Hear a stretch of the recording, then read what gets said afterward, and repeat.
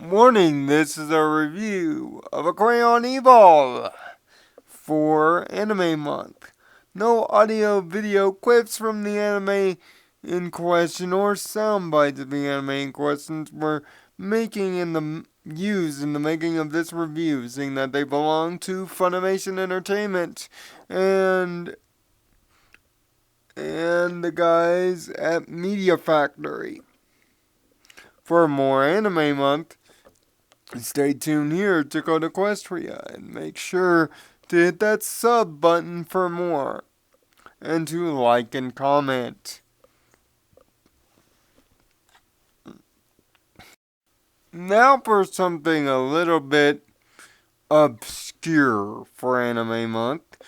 And I must warn you, this next series as part of Anime Month is a sequel series to a previous series that I will be doing the review of later this week. So, if you want the reviews in order, stay tuned to Code Equestria for that review. If you don't care about the order in which the two animes are being talked about, then you can continue to watch. Just know that it's one coherent narrative. And with that said, what anime am I talking about? Well, I'm talking about Aquarion Evol, the second series in the Aquarion franchise that picks up, strangely, 12,000 years after the events of the first. Now, again, this is the second series in the Aquarion franchise. So, this will effectively spoil the first Aquarion for you. So, if you do not wish to know the events of the first Aquarion until the review, please, by all means, stop by our channel totality, find another video to watch, and catch up with us later, because this is heavy spoiler territory. See, the story of Aquarion is this simple. It's about a legend that is retold every 12,000 years between two lovers, Apollonius and Sylphie. Every time their spirits are reincarnated into different people, as well as their dog as well. But also, their rivals are also reincarnated. See, in this world there once were a kingdom made up of two different kinds of beings: regular humans and what are known as shadow angels. These shadow angels weren't always evil until of course they decided that humans were lesser than them. Thus started a great war between them. But Apollonius, a shadow angel, fell in love with Sylvia, a human being. The two were star-crossed lovers, almost like Romeo and Juliet. And the leader of the Shadow Angels, Talma, didn't like the fact that Apollonius chose her over him. Yes, there's a little bit of gayness involved.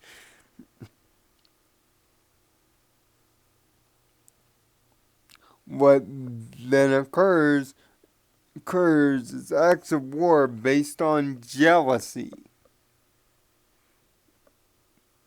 And ultimately, to defeat the Shadow Angels and save the human race, a mechanical robot known as Aquarion is made.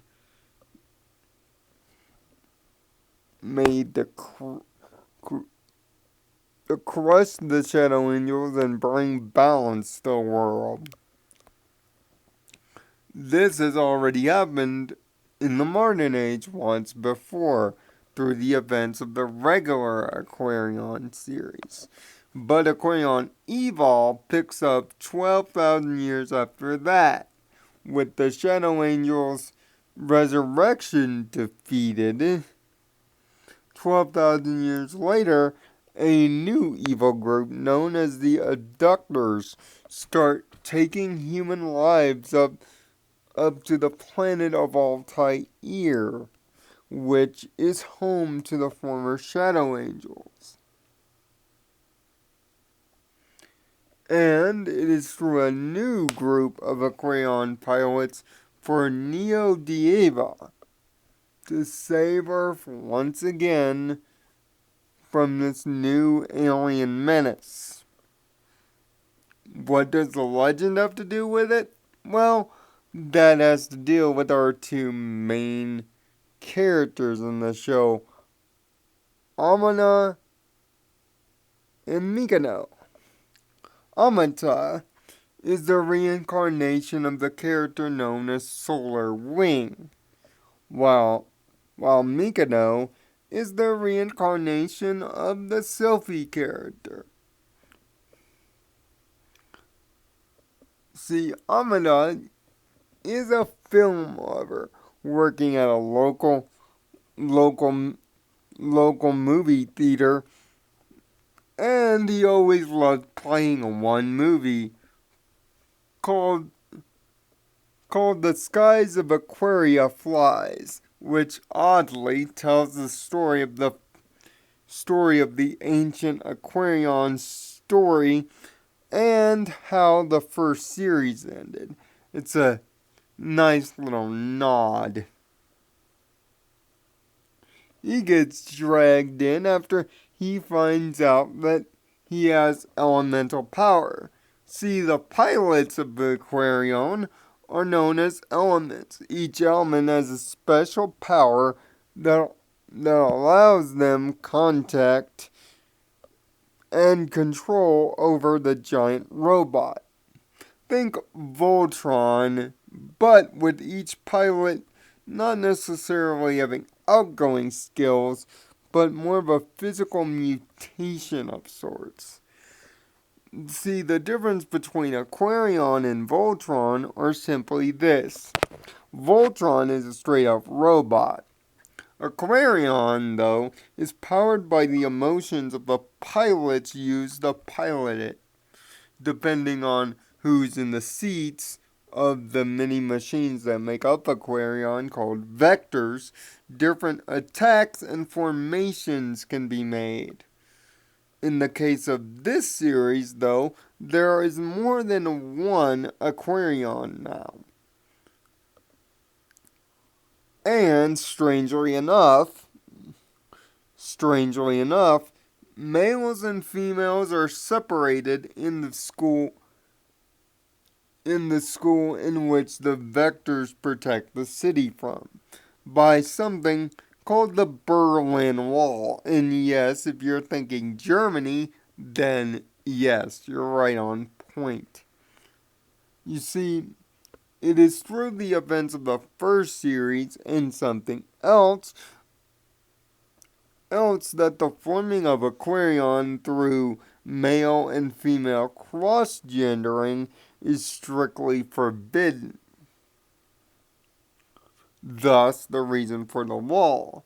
But once Amida joins the school, he reforms the legendary Solar Aquarion with Mikado. Thus, both are drafted into the school to try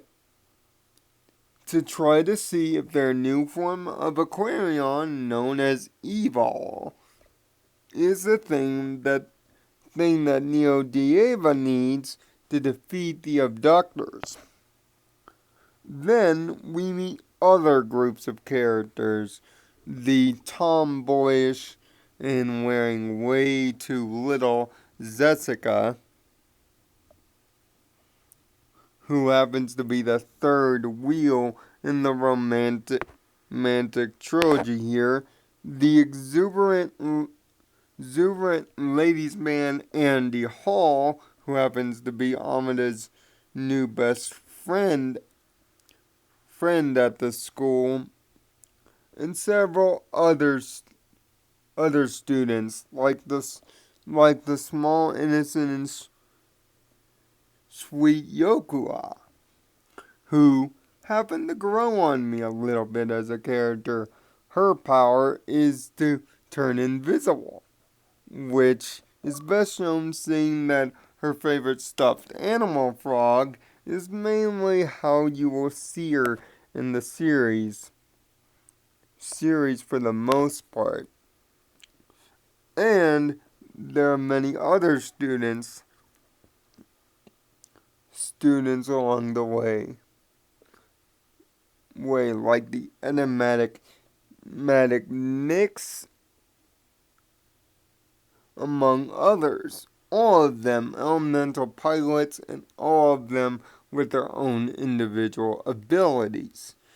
With each new ability, the new Aquarion gets a new move, which kind of makes Aquarion almost Power Rangers-esque in a way.